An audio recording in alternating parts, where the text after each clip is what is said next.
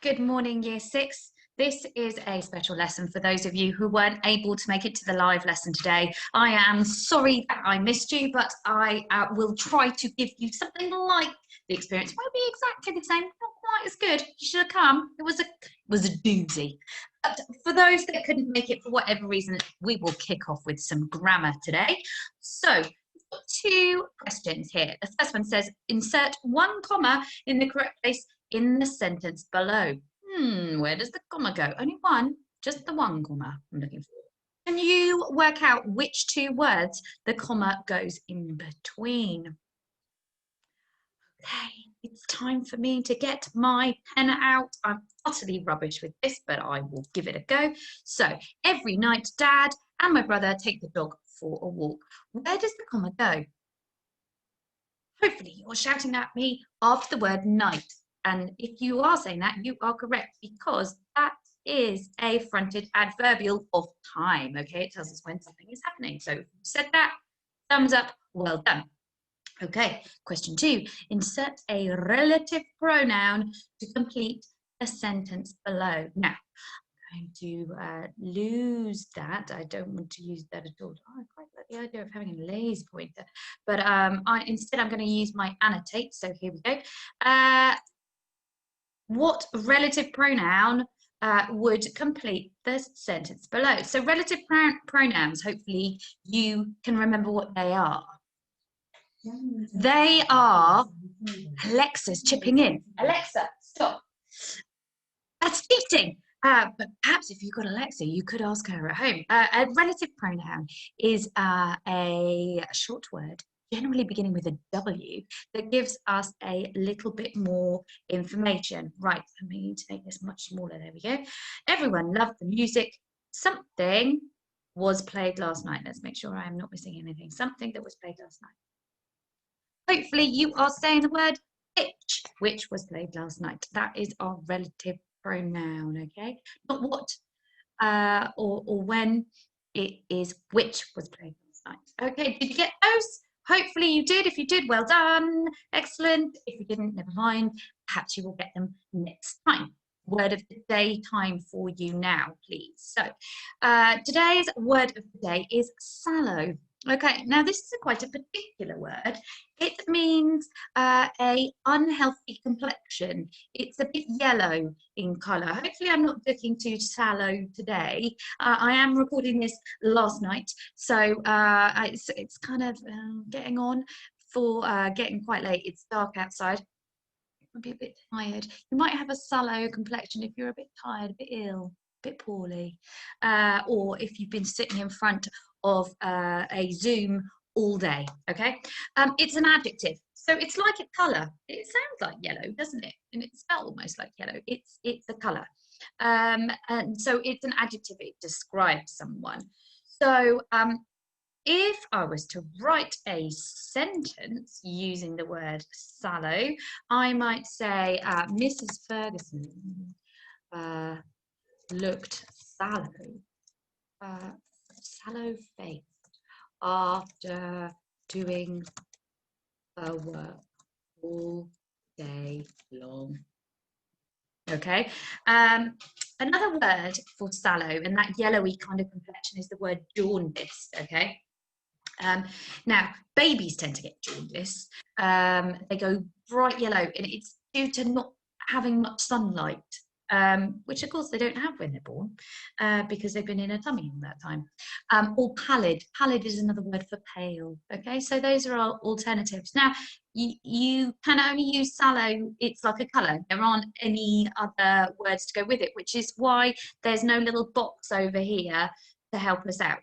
So, can you write your own word of the day? You can magpie from me, or you can write your own. I really don't mind, but you need to write one for me now. So you might want to pause the video and then come back. Okie smoky. Right. Today we are looking at physical description, and we're going to be focusing today on expanded noun phrases. Now, you should all be absolute experts at expanded noun phrases because you've been learning them for years. I know that you're learning them in year 3. They are learning them now even, because I've heard Mrs. White teaching them. So you should be absolute experts at them. So first up, as ever, we need to read the chapter. And I am going to read the chapter for you. You can mute me if you would rather read along in your own head, or you can just sit and listen and follow. It's entirely up to you. I'm going to make sure that I don't get in the way of the words. Here we go. Right, so chapter 11, in which new friends and old enemies appear. It was not such a great coincidence that Fagin and Monks should meet all those months ago. The Crooked Arms was the greatest haunt in all London for thieves, thugs and villains. Stolen property changed hands there. Dirty deals were agreed there. Weapons were loaded and plots hatched, booty picked over and bribes paid. Both men and women got drunk and fights broke out, while the innkeeper just watched and listened and smiled and poured pints and held his peace. For a year now, Fagin and Monks had shared a secret, and that secret concerned Oliver. He had better not be dead. I never wanted him dead, Monks was saying. Ruined, but not dead. All along I said, all may be well, my dear, Fagin soothed him. All may still be well. There's nothing in the papers about a body. You mean he may be alive? Gasped Monks. Worse and worse. In the candlelight, his scarred face worked itself into grotesque grimaces. Hopefully you will remember the grotesque word, the word grotesque, even it was a word of the day, wasn't it? A vivid red scar on his neck burned hotly, worse and worse. Now, my dear, there's no point in starting at shadows. Let us take a little jaunt, eh? A jaunt in the countryside. It would do us both good to breathe a little country air for a few weeks. There was a chilly draught, and a stronger smell of drains trickled in. Fagin's eyes darted to the opening door. Why, Nancy, my dear, where have you been keeping yourself? How is my dear friend, Mr. Sykes? The girl was white-faced and weary. Not good, Fagin. Cold and wet he was after that night out. Caught a fever. I've sat up with him day and night. When he wakes, he won't eat, only drink. Sent me here for beer. We're fearful low on cash, Fagin. She eyed Monks. Any news of little Oliver? What? Oh, no, none at all, my dear. But you know what they say?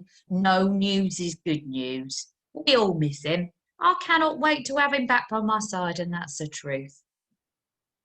Weeks slipped by. Spring gave way to summer, and Oliver's soul unfurled like one of the cornfield poppies. Only one thought troubled his peaceful days, that of Mr. Brownlow. He was so good to me. If only I could explain how things were. He must think that I stole his books and money. Perhaps he even hates me. Hush, Oliver. When you're quite well again, we shall go to London and find your Mr. Brownlow, and no one in the world shall think badly of you. Oh, may we? Cried Oliver. How wonderful it would be to see the dear, kind gentleman again. Oh, thank you, Miss Rose. Thank you, thank you. With such prospects in mind, Oliver could not settle to his reading book that day. There was birdsong. It was hot. The sun shone in through the window, making the pages too bright. Oliver closed his eyes and dozed. It was a kind of doze so shallow that he could still hear the birds, the church bell chiming, the poppy heads popping and letting fall their seeds. And he heard voices outside, and the sunlight no longer fell on his face.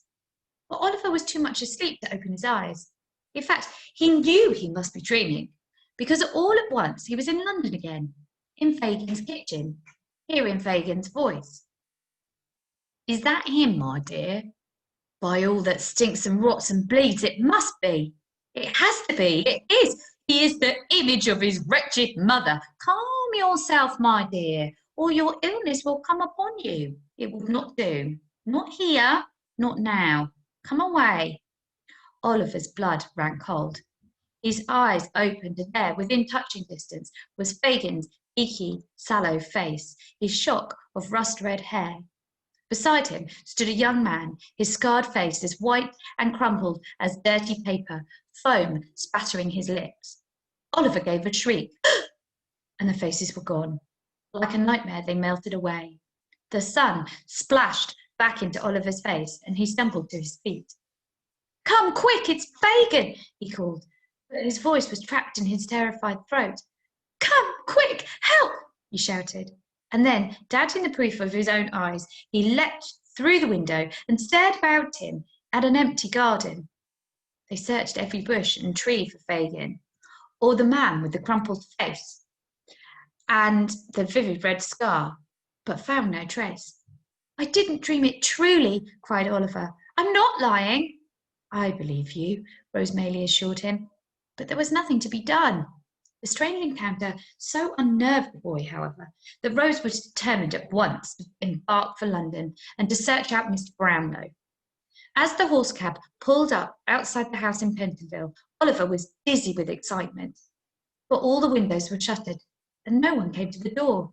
He tried to squint between the blinds, at least to glimpse the beautiful portrait once more, but inside everything was bare and empty, and only shadows remained. Mr. Brownlow and Mrs. Bedwin had moved away. "Do not abandon hope just yet," Rose comforted Oliver. "We shall put up at a hotel until we learn news of them. If they are still in the country, we shall find them, Oliver. My word on it." Okay. So, focusing on physical description. Oh, no. I want to turn that off and I can't.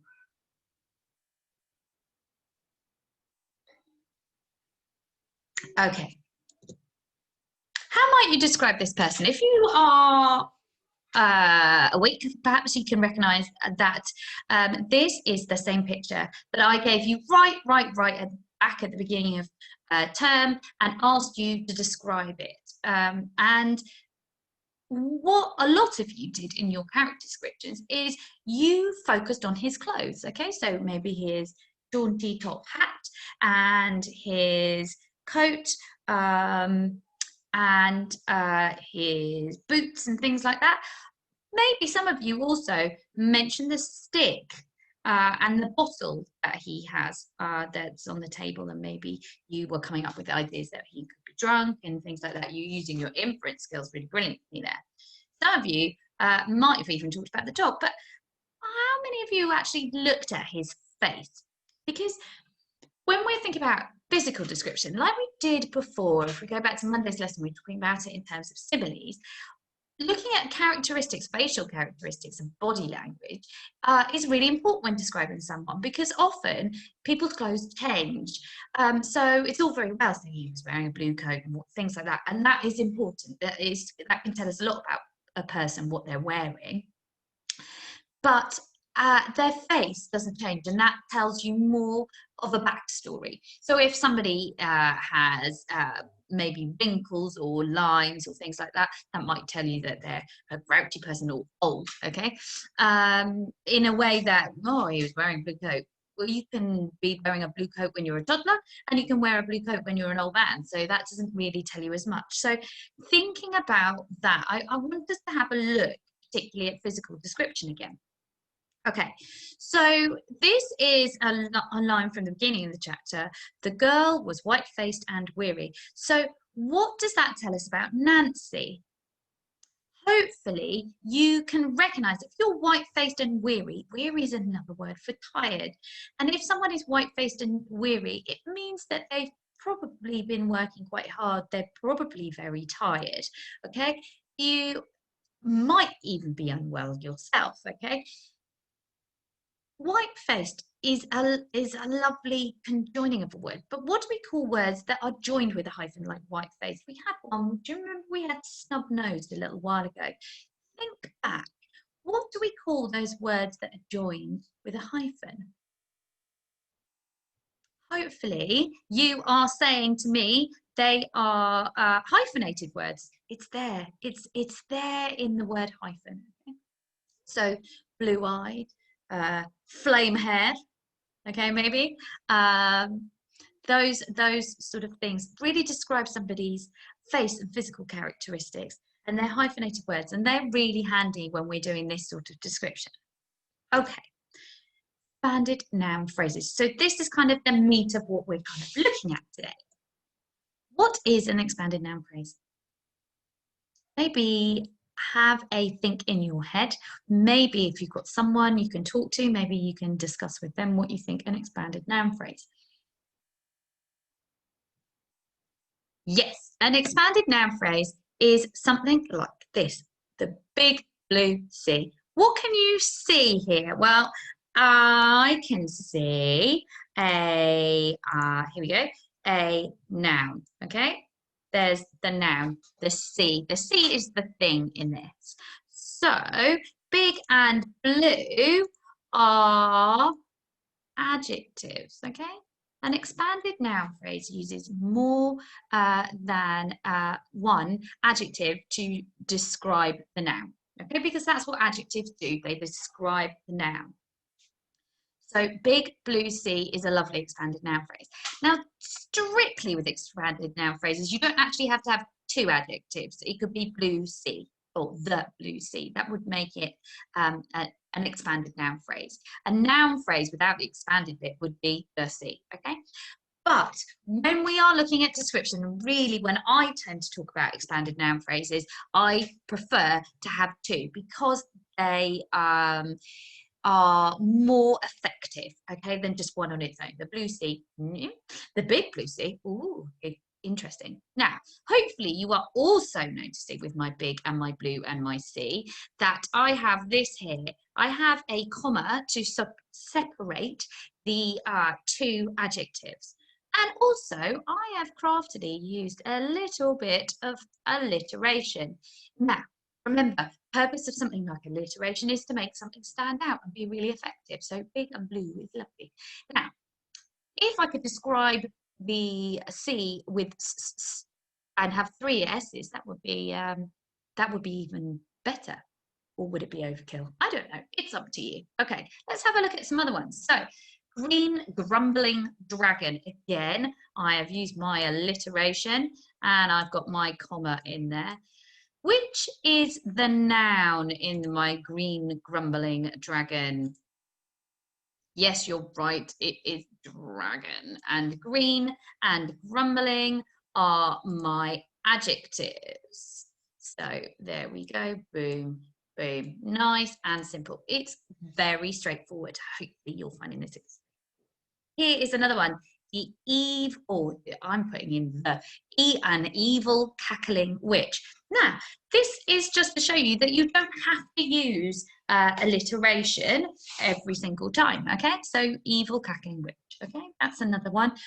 Obviously, the witch is our noun, and then evil and cackling are adjectives. They're describing the witch, okay? As long as it is describing your noun, then it is an adjective. So I would like you to take a minute here and see if you can write your own three. Let me just check. I've got another one. Here we go. Write your own expanded noun phrases, please. I've got another one here, the tiny trembling mouse, okay? They are easy peasy. You can write them about anything that you like, okay? I would like three, and I would like them to be about whatever you like. If you're struggling for inspiration, look around you. If you're sitting in the kitchen, maybe you could do one about a kettle or about a mug of tea. If you're in your bedroom, maybe you could do it about a teddy or something like that. I really don't mind, whatever you like. Adjective, adjective, noun. Okay, so pause the video, go off and do that. I'm giving you three times 3 words, and it's like 9 words you've got to write. I'm giving you 2 minutes and 12 seconds. So time yourself, 2 minutes, 12 seconds, pause the video, and then come back. Lovely job. Let's have a look and see how expanded noun phrases are used in our novel. Okay, So here is another snippet I have taken from the chapter that we've just read. So Oliver's blood ran cold. His eyes opened, and there, within touching distance, was Fagin's beaky, sallow face, his shock of rust-red hair. Beside him stood a young man, his scarred face was white and crumpled as a dirty paper, foam spattering his lips. Can you spot the expanded noun phrases in this short passage? Okay, let's have a look. So, his blood ran cold. No, that's not describing his blood or anything like that. His eyes opened. It doesn't say his bright blue eyes. So that's not an expanded noun. Okay, beaky, sallow face. You're probably all yelling this at me right now. Beaky, sallow face. Beaky. So referring to the fact that Fagin's got a big nose. Sallow, it's kind of yellowy. Remember, that is our word of the day. And his shock of rust red hair. There is another lovely hyphenated word. Again, expanded noun phrase, even though rust red is counts as the one adjective. That's a good one though, isn't it? A shock of hair is where you just have a lot of it. Okay, it's for those you often talk about babies having a shock of hair if they're born with loads of hair. Maybe even standing up. Gives the idea of somebody who's being electrocuted. Okay, beside him stood a young man. Yes, I suppose that's an expanded noun phrase, but not in my book. I just think that's an adjective in a noun. Okay, his scarred face as white and crumpled as a dirty paper. Now, this is an expanded noun phrase. Oh, I should probably highlight it in a different colour. But what is that? You're correct. It is a simile, okay? As a simile. Fantastic. Okay. So we are going to have a go at work together at using expanded noun phrases to describe this person. Now, if you were in the live lesson, you would have seen a different picture, but I have decided to use Captain Jack Sparrow, okay? So remember, we need to use two adjectives in a noun, and we're going to try to up level our vocab. So we're not just using easy words, okay? We want to be using powerful, precise vocabulary to try and say what we want to say. So let's have a go. I'm just going to get me a text box over here. Right. So let's think. What part of Jack shall we look at? To me, his eyes, they are popping out. So he has striking brown, here we go, brown eyes.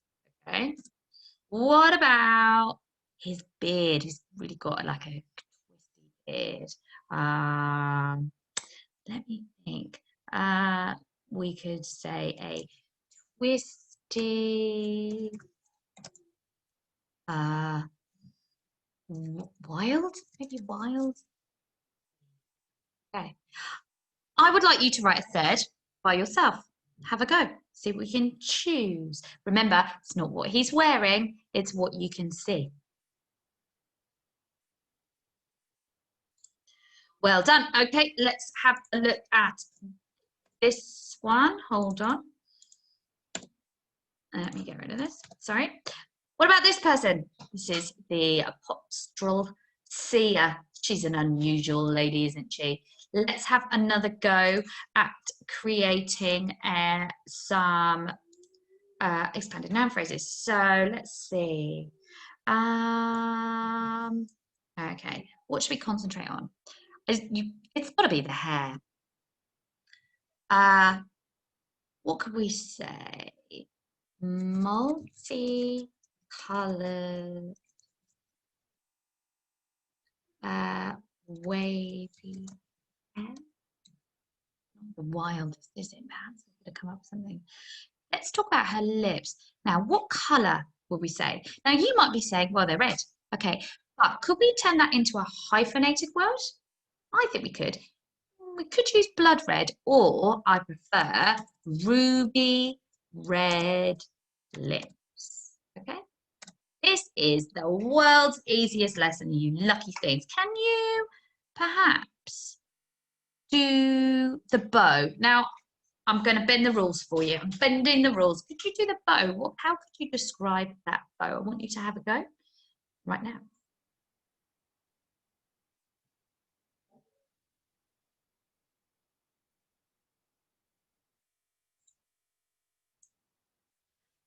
Okie smoky. Last challenge. I would like you to describe someone, or maybe even yourself, paying close attention to your physical characteristics. So eyes, maybe even eyelashes, nose, mouth, ears, chin, skin. It's up to you. I want you to use expanded noun phrases. You can throw in a simile if you wish, and I want you to describe yourself in a paragraph, okay? So it will come together as one long thing. So, for example, if I was doing me, which is a bit of a dangerous one, I might start with her eyes. Oh, now, hang on.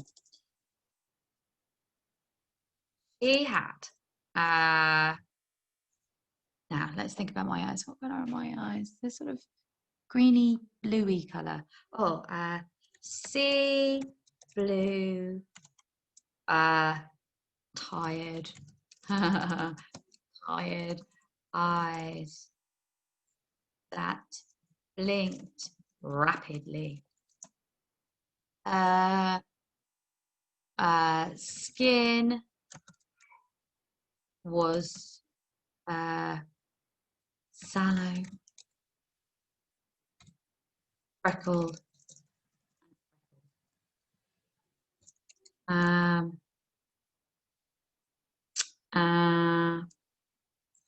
while